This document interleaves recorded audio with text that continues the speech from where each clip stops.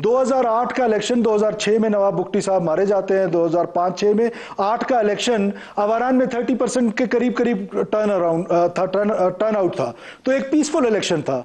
जब जब यहां से सख्ती कम हुई है, जब जब हमने इम्पीचमेंट की पॉलिसी की, जैसे जनरल फैज साहब के टाइम पे जो पिछली हुकूमत थी, उस वक्त एक इम्पीचमेंट की पॉलिसी टीटीपी की सूरत में हुई, वही बलोच सेपरेटिस्ट के लिए भी हुई, वहां से ये चीज ट्रिगर हुई है। तो प्लीज जरा हिस्ट्री को करेक्ट कर ले। बाकी आपके अपना एक पर्सपेक्टिव है, मैं उसका बहुत एहतराम करता हूं। ठीक, मैं आपके पर्सपेक्टिव का बहुत एहतराम करता हूं और ज़ाहिर है, लेकिन अपना अपना है। मुझे याद है परवेज़ मुशर्रफ उस तकरीब में थे एनडीयू में जो हुई, और शायद आप भी वहाँ मौजूद हों। वहाँ अमानुल्लाह किनरानी ने पूछा था अकबर बुगटी के बारे में सवाल पे, उस पर परवेज़ मुशर्रफ ने कहा था before he kills me I will kill him, और फिर उन्हें मार दिया गया। देखिए, बात आपकी बिल्कुल ठीक है। जो आपने 1951 की बात की है, सॉरी 1956 की शायद बात की आपने, लेकिन उससे पहले 1948 में फिर ये शुरू हुआ था। मैं तो बात करूँ ट्रिगर की, जो आपने भी माना है कि ट्रिगर हुआ है अकबर बुगटी की मौत से, और उसके बाद हालात बेहतर भी हुए हैं, ये भी आपकी बात दुरुस्त है। लेकिन 2017 में फिर जो कुछ हुआ, और सिर्फ नवाज शरीफ को बाहर निकालने के चक्रों में उनकी हुकूमत बलूचिस्तान में भी डिस्टेबलाइज की गई, वहाँ पे एक सियासी जमात बनाएगी जिसका आप भी हिस्सा हैं। ये सारा जो अपहीवल हुआ है, उस वक्त तो हालात बहुत अच्छे थे। मैं सिर्फ ये कह रहा हूँ, हमें अपनी गलतियों को भी तो देखना चाहिए ना। उन्होंने जो किया, खैर बख्श मरी ने, वो बाद में इक़्तिदार में भी आए, लेकिन फिर नाराज़गी, फिर इक़्तिदार, फिर नाराज़गी, ये साइकिल क्यों चलता है? इसको कैसे तोड़ें हम? मेरा ये सवाल है आपसे, साइकिल को कैसे तोड़ें? जी, पहले मैं उस कमेंट का जवाब दूं। एक तो अमानुल्लाह किररानी साहब जेडब्ल्यूपी में थे नवाब साहब की हलाकत के बाद, जो उनका किरदार रहा वो भी पता होना चाहिए कि वो मुशर्रफ साहब के साथ फिर थे। जी, हाँ, मैं कमेंट नहीं करता। आगे चले। जो मुशर्रफ साहब ने कहा वो भी ठीक कहा कि इससे पहले कि वो मुझे मार दे, तो हुआ भी ये। 14 दिसंबर 2005 को जब परवेज़ मुशर्रफ साहब, जो कमांडर इन चीफ, सदर पाकिस्तान, आर्मी चीफ, वो कोलू गए तो उनको रॉकेट मारे गए, और वो रॉकेट उनके इतने करीब गिरे, जहां आज कैडेट कॉलेज कोलू है यहाँ पर था, तो उनको अपने बाल मिट्टी विट्टी झाड़नी पड़ी। तो इसका मतलब है कि उनकी बात दुरुस्त थी। तो ये लड़ाई मुशर्रफ साहब ने शुरू नहीं की, ये लड़ाई फिर बुगटी साहब ने या बाकी बलोचों ने शुरू की। और एक 2004 की गालिबन, जब कोई फौजकशी नहीं, कोई मिलिट्री ऑपरेशन नहीं, जाकिर मजीद एक बड़ा लीडर था खुजदार में, उसकी एक तकरीर मौजूद है ब्रॉवी में, जिसमें वो कह रहा है कि हमने ये लड़ाई शुरू की, हम बलोचों ने, ख़त्म भी हम करेंगे, रियासत ने नहीं की। तो इस तरह की बहुत सारी एविडेंसेस हैं कि ये लड़ाई इनकी तरफ से शुरू हुई है और रियासत की तरफ से शुरू नहीं हुई। जो आपका दूसरा सवाल था वो मैं एक छोटी सी बीच में करेक्शन करना चाहता हूं। मैं आपकी बातों से, बहुत सारी बातों से मुत्तफिक हूं, लेकिन परवेज़ मुशर्रफ को नहीं चाहिए था कि वो उस कैप्टन को, जिस पे रेप का एलिगेशन था, डॉक्टर शाजिया मेमन के रेप का, उसको माफ़ नहीं करना चाहिए था इस तरह बगैर इंक्वायरी के। तो खैर, उससे ही ये बात बढ़ी। हम बहुत पीछे जा रहे हैं, मैं कह रहा हूं आगे चलें। मेरा सवाल भी यही था। नहीं, मुझे डॉक्टर शाजिया पे एक कमेंट करने दें अफसार साहब, please. Again, this is correction of history is very important. ठीक है, इन अ प्रोग्राम लाइक योरसेल्फ, जिसमें बहुत वजादार और वजन वाला प्रोग्राम होता है। देखिए, डॉक्टर शाजिया का जो रेप का इल्जाम था, इन्वेस्टिगेटिव जर्नलिज्म अगर कोई करना चाहे, मैं आपके प्लेटफॉर्म से आज भी ओपनली कह रहा हूं, मैं कुछ ऐसे लोगों से मुलाकातें भी शायद करा दूं जिनको मैं जानता हूं of the record, investigative journalism में किन लोगों ने उनका रेप किया था। वो कैप्टन हमाद ने, मैं आज भी कह रहा हूं कि डॉक्टर शाजिया का रेप नहीं किया था। जिन लोगों ने किया था वो और लोग थे। मैं इस प्रोग्राम में मुर्दे घरे उखाड़ना नहीं चाहता हूं, यहीं तक मैं रुकता हूं। आप आगे चलें। लेकिन मेरा मतलब ये था कि इंक्वायरी एक साफ शफाफ होती तो शायद ये नैरेटिव ना बन। खैर, आगे चलें। अब वक्त गुजर गया, बहुत सारी गलतियां हमने कर ली, दोनों तरफ ने की। अब जो जंग है, अच्छा, एक कमेंट आपका, अफसार साहब एक कमेंट। जी, आपने शायद किसी पार्टी का जिक्र किया कि कोई पार्टी बनाएगी, ये बलूचिस्तान अवामी पार्टी का जिक्र तो नहीं कर रहे आप? जी, मैं उसी का जिक्र कर रहा हूँ। आसिम सलीम बाजवा साहब बात तशरीफ लेके, उसको देख के अगर आपको लग रहा है, उसको देख के अगर आपको लग रहा है कि वो रीजन है इस मारामारी की, नहीं, वो रीजन नहीं है। जनरल जिलानी ने भी तो एक पार्टी बनाई। देखिए, वो बात आपकी पंजाब में क्यों नहीं लड़ाई हुई? बिल्कुल दुरुस्त बात है। पंजाब का मिजाज और है, कल्चर और है। मैं ये कह रहा हूँ कि जहाँ एक जगह जख्म लगे हुए हैं और एक चीजें बेहतर हो रही थी 2017 तक, डॉक्टर मालिक अच्छा काम कर रहे थे, इंतज़ाम पसंदी नीचे जा रही थी, उसमें उसमें रुकावट डाली गई। मैं ये कह रहा हूँ, मैं ये नहीं कह रहा कि बाप बनाई तो उसकी वजह से ये हुआ है, मैं कह रहा हूँ सियासी अमल में रुकावट डाली गई। अब सनाउल ज़हरी किधर हैं? अब वो बिजंजो, कदूस बिजंजो सब किधर हैं? वो ग्राउंड पे आए ना, लोगों में जाए ना और करें। उन्होंने वजारतें हालांकि मजे तो उठाए हैं, लेकिन अकेले वहां पे खड़े तो आप ही हैं ना इस वक्त। मेरा ये पॉइंट ऑफ व्यू है और मेरा नहीं ख्याल कि आप इससे डिसएग्री करेंगे। ऐसे लोग जिनकी अवाम में जड़े नहीं है या जो स्टैंड नहीं ले सकते, उनको आप पूरा सिस्टम खराब कर सकते। जी जी अफसार साहब गुजारिश सुने, हमारे यहाँ जो हमारे पॉलिटिशियन है, हमारा एक बड़ा सीरियस प्रॉब्लम है। एक तो ये कि पॉपुलर नैरेटिव ये नहीं है जो मेरा है, लेट्स बी ऑनेस्ट। जी जी बिल्कुल ऐसा और ही है। जरूरी नहीं है कि पॉपुलर नैरेटिव जो है वो हक हो। हक हमेशा पॉपुलर नहीं होता है, बस औकात ऐसा ही है। अब हमारे पॉलिटिशियन जो बलूचिस्तान के दो चीजों से डरते हैं। एक तो अपनी जिंदगी से डरते हैं, बिकॉज जाहिर है थ्रेट है और थ्रेट मौजूद है बलूचिस्तान में, क्योंकि सिटिंग मिनिस्टर यहां पे मारे गए।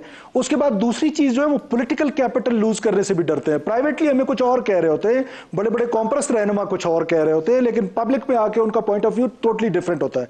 मेरे जैसा आदमी, मैं ये समझता हूं कि मेरे पॉलिटिकल कैपिटल से भी मेरी रियासत अहम है, मेरी जान से भी ज्यादा मेरी रियासत अहम है।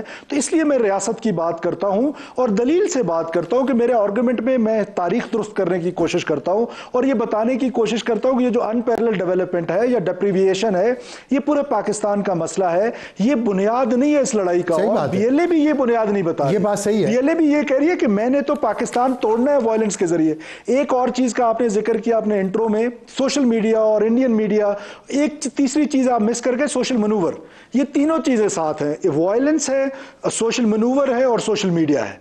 लेजिटिमेट वॉइसेस, जो सेपरेटिस्ट के लेजिटिमेट वॉइसेस हैं, वो बलूचिस्तान की सड़कों पे, पाकिस्तान की सड़कों पे आज भी उनके लिए एडवोकेसी करते हैं, उनको ग्लोरीफाई करते हैं, उन लोगों को जो लड़ रहे हैं, और उनके रिक्रूटमेंट के लिए जलसे जुलूस भी किए जाते हैं, जो बज़ाहिर पीसफुल प्रोटेस्ट आपको नजर आ रहा है, लेकिन उसके पीछे वो बीएलए जो है उसकी रिक्रूटमेंट का प्रोसेस जो है वो चल रहा होता है। ठीक है, मैं मुझे ये बताइएगा, आगे की तरफ चलते हैं। देखिए, एक तो काइनेटिक फोर्स की बात है ना कि जो दहशतगर्द हैं उनके खिलाफ एक जंग होगी, और कब तक होगी इस पर ज़रा बताइए, क्या फैसले हुए जो इस मीटिंग में आप थे।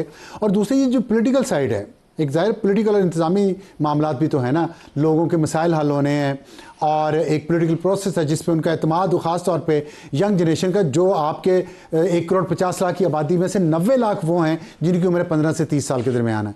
उन सब को कैसे लेके आएंगे आप अपनी तरफ? पॉलिटिकल प्रोसेस पे उनका एतमाद हो, इंतज़ामी मामलात पे उनका एतमाद हो।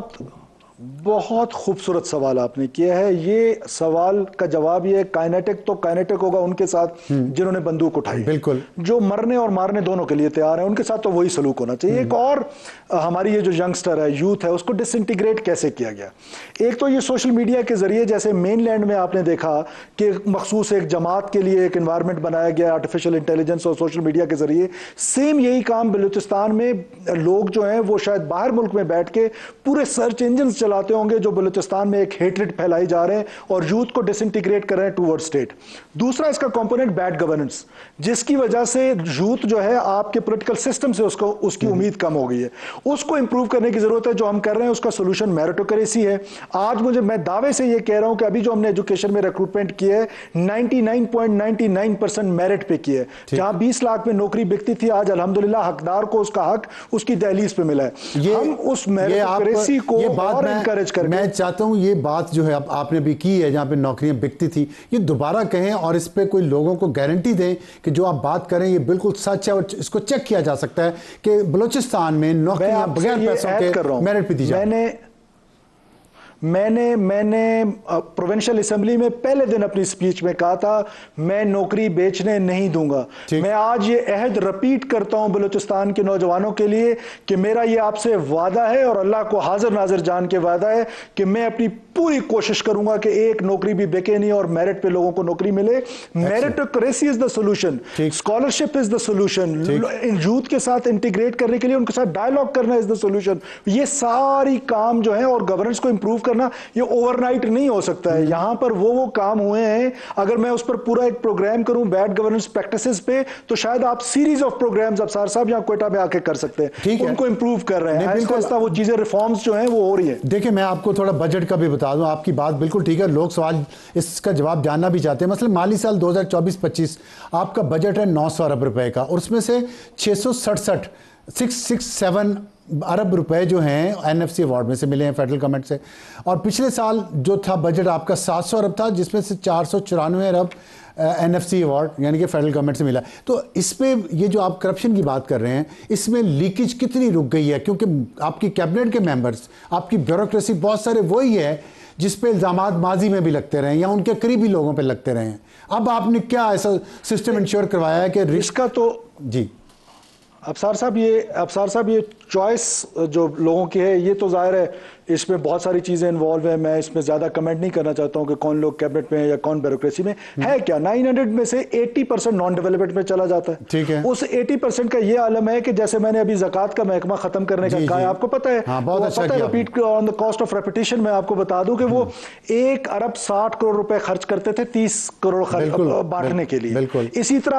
इसी तरह 1 अरब के सिर्फ अखबारात हम लोग पढ़ गए, सो एंड सो ऑन। इतनी मिसमैनेजमेंट है, उस मैनेजमेंट को ऐसा ऐसा ठीक किया जा रहा है। 80 अरब रुपए हम हेल्थ को देते हैं, और आपको पता है आगा खान में जो हमारे सरकारी मुलाजमीन का इलाज होता है, नंबर 1 पे तो लॉ इन्फोर्समेंट ज़ाहिर है, वो जख्मी होते हैं, उनका इलाज वहां पे जाके होता है।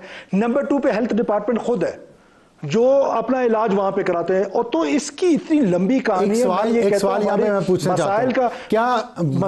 मसाइल का ये पीएचडीपी की जो किताब है, इस पे पीएचडी की जा सकती है। ठीक है, ये नॉन डेवलपमेंट जो कहा आपने, सैलरीज में इतना चाह रहा है, तो दूसरा सवाल मेरा ये है, क्योंकि टाइम हमारे पास कम है, क्या वफाकी हुकूमत को ये, अगर वो देख रहे हैं प्रोग्राम, नहीं चाहिए कि कोयटा में एक ऐसा जदीद हॉस्पिटल बनाया जाए कि आपको कराची तमाम मरीजों को या जख्मियों को भेजने की जरूरत ना पड़े? कम से कम वफाक ये भी आपको तोहफा नहीं दे सकता? वफाक को नहीं जी, वफाक अगर बनाए तो 100 बिस्मिल्लाह हम खुद बना सकते हैं। तो फिर क्यों नहीं बना रहे? ये कह रहा हूं कि 80 अरब रुपए है, फिर आप क्यों नहीं बना रहे? मैं बता रहा हूं आपको, अगर मुझे कंप्लीट करने दे। मैं यही तो कह रहा हूं कि इधर इतनी बैड गवर्नेंस की प्रैक्टिसेस हो गई है कि हमारे, माफी के साथ, हमारे डॉक्टर हजरात, हमारे बाकी लोग ड्यूटियों के लिए तैयार नहीं है। लोग जो है, अब मैं इसलिए कहता हूं इस पर प्लीज एक अलहदा प्रोग्राम करिए, सेगमेंट्स में ये बात नहीं हो सकती है। इस पर पूरा एक प्रोग्राम करें और कोयटा तशरीफ लाएं। आखिर मैं ज़रूर हाजिर हूँगा। आखिर में बता दीजिएगा कि कौम इस वक्त, एक पूरी कौम की मैं बात कर रहा हूँ, बलोच पंजाबी की बात नहीं कर रहा, लोग थोड़े, पाकिस्तान के लोग मायूस हैं कि शायद बलोचिस्तान को पाकिस्तान से अलहदा करने की कोशिश की जा रही है। आप क्या समझते हैं, ये कोशिशें हो रही हैं और कैसे मुकाबला कर पाएंगे आप? देखें, बिल्कुल इस तरह की कोई बात नहीं है। ये इस तरह नहीं हो सकता कि पाकिस्तान अंडू हो जाए इतनी आसानी के साथ। ज़रूर एक कोशिश, एक एफर्ट एक की जा रही है, उस पर प्रॉक्सी वॉर लड़ी जा रही है, लेकिन ना उनकी कैपेसिटी है ना कैपेबिलिटी है। आप अंदाज़ा इससे लगाएं, they cannot hold an inch of our land for more than 4-5-6 hours। दूर दराज इलाके हैं, वहां जाते हैं, जब रिस्पांस आ जाता है तो वहां से चले जाते हैं, फिर सड़कों पे आते हैं, रिस्पांस जाता है, वहां से भाग जाते हैं। इशू ये है कि उन्होंने वो एक एनवायरनमेंट, जिस पे भी आप बैठे हुए हैं, आप भी परेशान है, ज़ाहिर है हर मुहब्बे वतन पाकिस्तानी, वो एनवायरनमेंट उन्होंने हमसे ले लिया है बिकॉज ऑफ आवर इम्पीचमेंट। हम अब दोबारा जब जाके अपने एक्शंस ठीक करेंगे, आप देख लेंगे कि विद इन सम टाइम आपको game of, rule of game जो चेंज होते नजर आएंगे, तो ये मामला ठीक हो जाएंगे। पहले भी इस तरह हुआ था, ये सर्च 2009 में भी आई थी, हमने खुद देखी थी, बीएलए जिना रोड पे जलसा कर रही थी, तो ये ठीक हो जाएगा।